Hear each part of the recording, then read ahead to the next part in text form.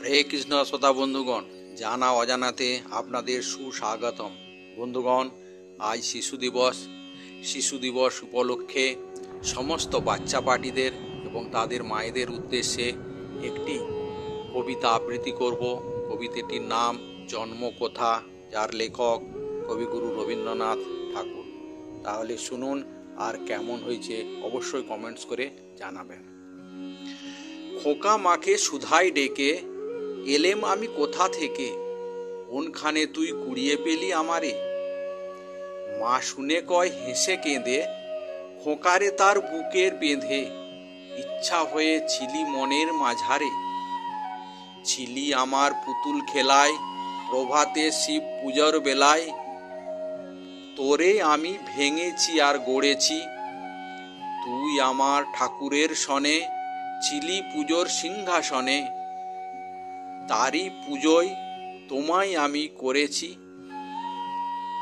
আমার চিরকালের আশায়, আমার সকল ভালোবাসায়, আমার মায়ের দিদি মায়ের পরাণে, পুরানো এই মোদের ঘরে, গৃহদেবীর কোলের পরে, কতকাল যে লুকিয়েছিলি কে জানে।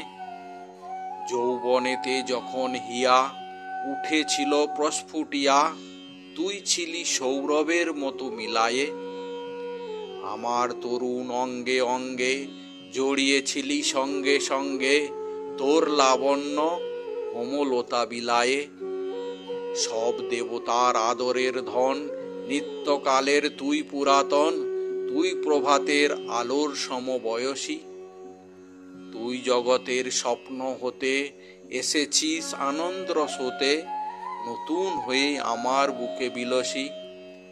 নির্নিমেষে তোমায় হেরে, তোর রহস্য বুঝি নেরে, সবার ছিলি আমার হলি কেমনে।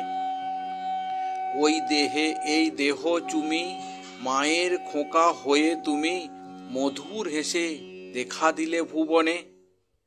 হারায় হারায় ভয়ে গোতায়, বুকে চেপে রাখতে যে চায়, কেঁদে মরি একটু সরে দাঁড়ালে। জানি না কোন মায়ায় ফেঁদে, বিশ্বের ধন রাখবো বেঁধে, আমার এ ক্ষীণ বাহু দুটির আড়ালে। নমস্কার শ্রোতা বন্ধুগণ, ভালো লাগলে অবশ্যই লাইক করবেন এবং শেয়ার করবেন। ধন্যবাদ।